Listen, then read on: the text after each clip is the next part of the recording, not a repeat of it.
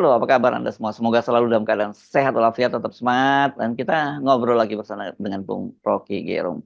Bung Rocky, ada pernyataan dari Pak Mahfud MD ini mencuit biasa. Beliau kan sekarang ini sangat aktif ya mencuit di media sosialnya, bahkan bikin konten juga sekarang lagi aktif. Ini Pak Mahfud menyatakan bahwa dengan peristiwa dari Hapsim Asyari dan dengan juga pernyataan dari berbagai sumber termasuk anggota DPR bahwa mereka ini yang main perempuan tuh kelihatannya bukan hanya Hasim lah begitu, terus gaya hidup mewah dan sebagainya dari para anggota komisioner KPU itu, ya menurut Pak Mahfud nggak layak lah pilkada ini diserahkan kepada KPU sekarang ini. Ya, ini satu hal yang sebetulnya dia masih agak kabur karena yang diputuskan oleh DKPP itu kan soal moral, Betul. soal etika itu. Dan sebetulnya kalau pakai pidana itu laporannya mesti ke polisi kan, Betul. begitu tuh. Tetapi mulai terlihat wacana bahwa ngapain sih, ini kan suka sama suka tuh. Iya, suka sama suka tapi jangan pakai uang negara, kira-kira itu Iya, ya. soalnya kan. Jadi ada hal yang menduam, tetap ada yang menganggap bahwa itu hanya untuk dapat sensasi si perempuan. Jadi kalau kita lihat dari konteks DKPP, memang itu ada pelanggaran etik tuh. Ya. Dan karena itu dia diberhentikan karena kapasitas moralnya tidak layak untuk memimpin sebuah institusi publik, apalagi segede KPU. Tapi sekaligus kita ingat juga bahwa KPU itu kan kolektif kolegial. Betul. Jadi sering juga seolah-olah mau dibela secara kolektif kolegial. Yang mestinya juga secara kolektif kolegial artinya tidak ditumbuhkan etik untuk mempertahankan ketinggian moral di situ. Maka semuanya mesti dibubarin maksudnya soal itu kan. Karena kalau ketua bikin kesalahan moral, itu artinya lingkungan dia itu tidak pernah kasih warning dari awal. Padahal Pak Ketua ini udah berkali-kali menghadapi tuntutan pelanggaran etik kan. Betul. Jadi kita mesti anggap ini satu komplotan di KPU yang Ya, ya. berupaya untuk melindungi hal-hal yang buruk secara etik. Soal itu pidana itu urusan lain tuh. Kalau dilaporkan itu pasti dianggap itu attempted rape, itu upaya pemerkosaan tuh.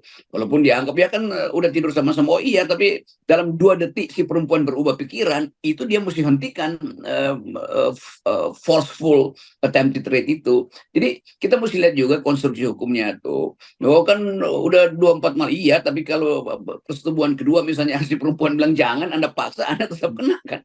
Jadi itu intinya tuh. Nah, kita hanya ingin menerangkan pada publik bahwa ada wilayah yang harusnya lebih dari sekedar soal moral tuh, soal pelanggaran etik tuh, dan itu harus juga diselesaikan sebagai pelanggaran etik konstitusi itu, institusi itu. Institusi itu tidak dari awal itu memberi sinyal pada Pak Ketuanya tuh, Anda udah 2 kali loh pelanggaran etik, nah diterus-terusin kan.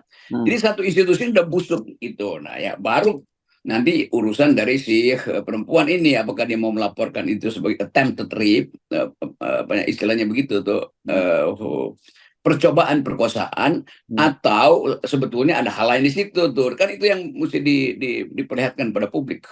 Ya, nah ini kalau Anda bicara kolektif kolegial, ada yang menarik nih berkaitan dengan soal moralitas perempuan ini. Kan ternyata Hasyim Asyari itu beberapa waktu sebelumnya sudah melakukan perubahan PKPU yang berkaitan dengan soal tadi itu, soal perkawinan siri, terus perselingkuhan di antara para petugas itu, gitu ya. Dan saya waktu dibacakan di DKPP kemarin juga dinyatakan kelihatannya dia mengubah aturan itu dalam rangka karena dia mengincar si korban ini begitu. Dan kalau dia mengubah peraturan kan dia tidak bisa sendirian, itu harus persetujuan dari semua komisioner KPU kan begitu. Akhirnya semua berpikir konspiratif tuh sebetulnya kan. Sama seperti ini kasus apa namanya family office itu, tiba-tiba berita banyak masuk tuh. Kenapa ada semacam konkurensi tuh ke 3 peristiwa berlangsung tiba-tiba? Apakah ada perencanaan lalu keluar keinginan untuk bikin bisnis family office itu kan? Jadi masyarakat Indonesia akhirnya masuk di dalam hal yang lebih dalam, mencurigai semua hal yang dipersiapkan untuk mencegah atau untuk mempermudah pelanggaran kriminal kan.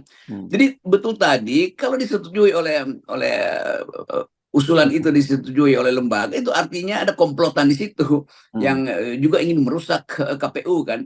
Jadi merusak dari dalam maksudnya, karena untuk melindungi potensi atau hal yang sudah faktual dari perilaku sang ketua kan. Kan berkali-kali tadi ketuanya udah dipanggil atau diberi teguran tuh karena pelanggaran etik yang macam-macam. Jadi sekali lagi ini yang namanya decaying of the institution tuh, pembusukan dari institusi itu. Nah itu masuk akal sehingga kalau Pak Mahfud misalnya bilang ya udah tuh KPU udah nggak ada hak lagi untuk ngatur-ngatur pilkada segala macam karena satu institusi udah rusak gitu. Ini tapi menariknya begini kan, kalau kita bicara soal katakanlah begini, dibubarkan ya institusinya ini dibubarkan dan saya kira memang layak dibubarkan begitu. Kan pertanyaannya akan harus dipilih kembali komisioner yang baru. Tetapi kita sejak tahu juga sejak proses seleksinya bahkan sampai kemudian proses fit and propernya yang di DPR itu semua konspiratif semua dan sejak awal kita tahu siapapun yang menjadi KPU itu anggota KPU dia pasti proksi dari kepentingan-kepentingan partai politik atau kekuatan di kekuasaan di pemerintahan.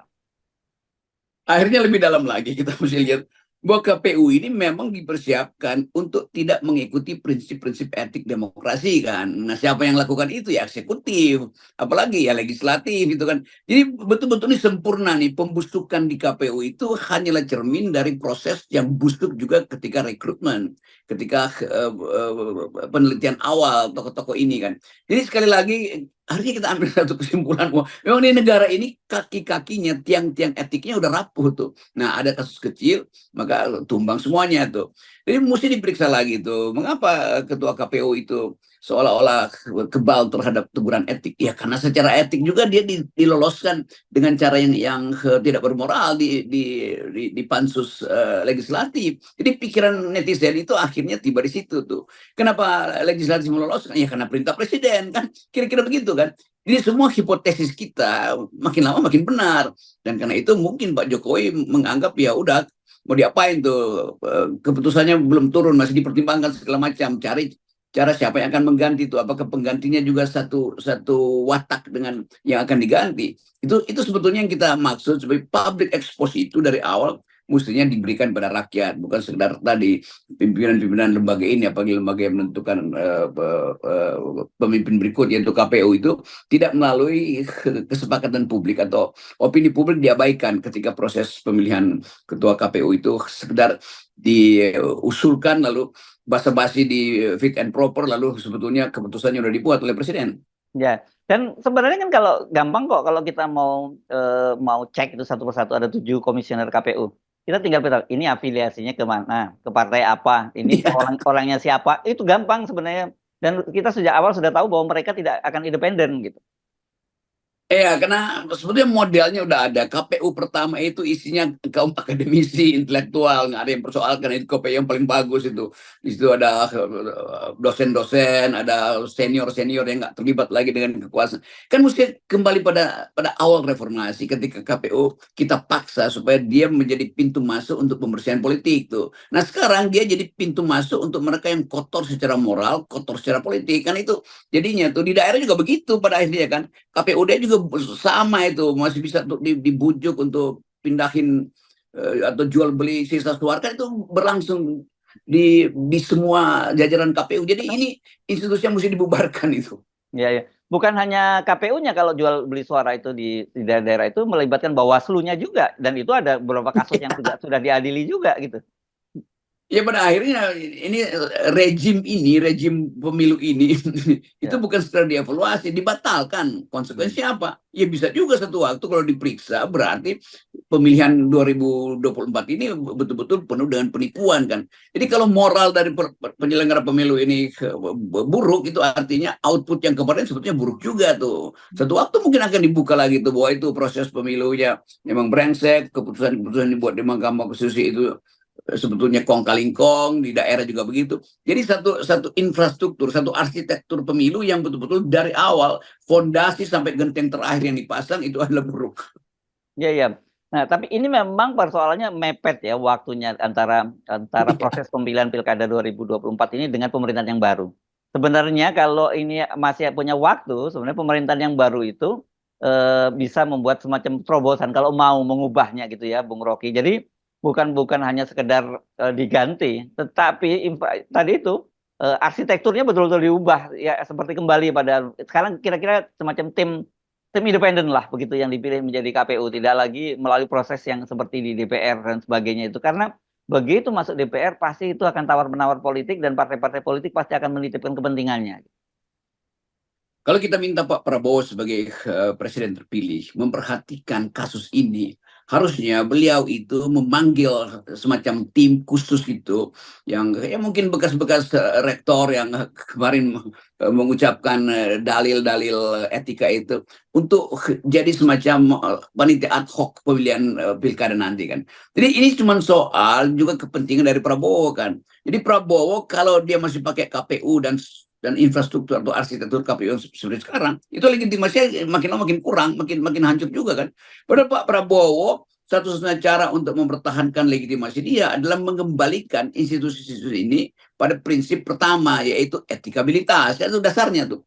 Jadi mungkin perlu ada semacam class action itu menuntut supaya nanti pemerintah barulah yang memutuskan jenis pilkada dan institusi apa yang akan mengawal pilkada di 2024. Kan Pak Prabowo dilantik ke Oktober kan, dia bilang aja bahwa oke, sistem ada sekarang itu sekedar menyelesaikan administrasi lalu dihentikan tuh. Nah mestinya itu juga datang dari wisdomnya Pak Jokowi. Pak Jokowi mesti bilang oke, ada proses yang busuk selama ini, maka saya mau hentikan tuh. Silakan Pak Prabowo dengan cara ad hoc atau dengan kepres segala macam itu bentuk KPU sendiri tuh. Itu baru bermutu tuh. Tetapi nggak mungkin kita minta sesuatu yang bermutu dari orang yang nggak bermutu. Itu dia. Maksud saya tadi itu saya mau nyampein itu itu impossible. Nah, gitu kan. Baik, baik. Jadi saya kira tapi ini macam mendorong wacana dan saya percaya bahwa di tengah kebusukan-kebusukan semacam itu nantinya memang seperti Anda sebutkan ya kalau semua membusuk itu kan tumbuh menyemai semaian baru begitu ya. Kalau tanaman gitu ya, pohon-pohon yang membusuk dia tumbang dan kemudian tumbuh tunas-tunas baru kan begitu. Tetapi saya kira itu bisa terjadi kalau dipaksa oleh situasi dan kelihatannya faktor-faktor pemaksa itu kan sangat mungkin terjadi melihat aturan-aturan yang sudah rusak semua, melihat kemudian APBN yang juga berantakan, ekonomi juga yang diperkirakan tidak akan tumbuh, itu kan membuat kesadaran baru pemerintahan mungkin yes memang harus ada yang diperbaiki. Ya saya mau dorong atau sebetulnya saya mau memprovokasi caleg-caleg yang merasa bermasalah dengan KPU atau bahkan KPUD bikin class action tuh, minta supaya jajaran KPUD itu berhenti itu dan seluruh sistem pemilu kita itu. Kan mereka berhak juga karena mereka juga menyimpan rahasia kan. Ada yang di caleg di daerah yang sangat mungkin juga dibujuk untuk tukar tambah suara tapi ditipu oleh KPUD atau ditipu oleh Bawaslu daerah itu. Segala macam. Jadi ini kesempatan semua iblis itu sebaiknya bersatu untuk menumbangkan iblis gede itu namanya sistem KPU. Ini kan iblis-iblis kecil juga di daerah itu. Tetapi kalau semua iblis kecil ini nyadar bahwa mereka itu lagi dipantau oleh malaikat, mestinya dimensi kemalaikatan mereka itu yang muncul untuk bikin petisi, bergabung dengan buruh, bergabung dengan mahasiswa, supaya bikin semacam gara-gara itu, supaya kita tahu bahwa pilkada nanti itu tidak akan mengikuti pola pilpres kemarin itu intinya kan. Tapi nanti dianggap lah itu FNN provokasi lagi. Memang mesti diprovokasi. Kalau enggak bagaimana kita merubah? Sekedar mengandalkan narasi internal dari pemerintahan. Oh nanti kita akan evaluasi lagi. Itu artinya pemerintah juga lagi mempersiapkan kejahatan baru. Ya, oke, saya ulang lagi lah yang tadi ya keputusan DKPP tadi yang menyatakan bahwa Hasyim Asyari itu sengaja mengubah PKPU-nya itu karena dia sedang mengincar si korban itu gitu. Bahkan untuk hal-hal yang sangat personal saja dia mau mengubah PKPU, apalagi untuk kepentingan yang lebih gede yang kemudian dia diuntungkan atau dia mendapat tekanan yang lebih besar gitu. Jadi kita bisa membayangkan banyak sekali termasuk saya kira PKPU itu tentang yang meloloskan Kaisang kemarin berdasarkan putusan MA itu kan itu pasti bagian-bagian dari proses tekanan kekuasaan. Itu hal yang mesti kita kasih headline. Buat dari awal ada perencanaan untuk berbuat kejahatan tuh, dari kejahatan politik sampai kejahatan seksual kan itu intinya. Dan kita tahu bahwa hakim atau anggota-anggota komisi kemarin itu juga melibatkan LSM atau para pembela hak-hak perempuan tuh kan. Karena ada beberapa orang di situ yang saya tahu itu peduli terhadap perbaikan sistem proteksi pada perempuan tuh. Dan akhirnya kita mesti sebutkan bahwa kepekaan perempuan ini yang terbaca di dalam kesimpulan DKPP itu memperlihatkan bahwa ada jejak-jejak patriarki, ada jejak-jejak politik kasar yang biasa disebut sebagai politik paternalisme di dalam KPU. Jadi sekali lagi ini pembelajaran moral sekaligus pembelajaran akademis itu, bahwa kalau ada jejak awal tentang pelecehan perempuan, itu gerakan pertama adalah proteksi dia tuh, bukan dengan mengumbar sensasi baru. Itu mau sama mau, tidur sama tidur, kan kamarnya kan pasti ada 2 kunci di situ kan. Bukan itu soalnya.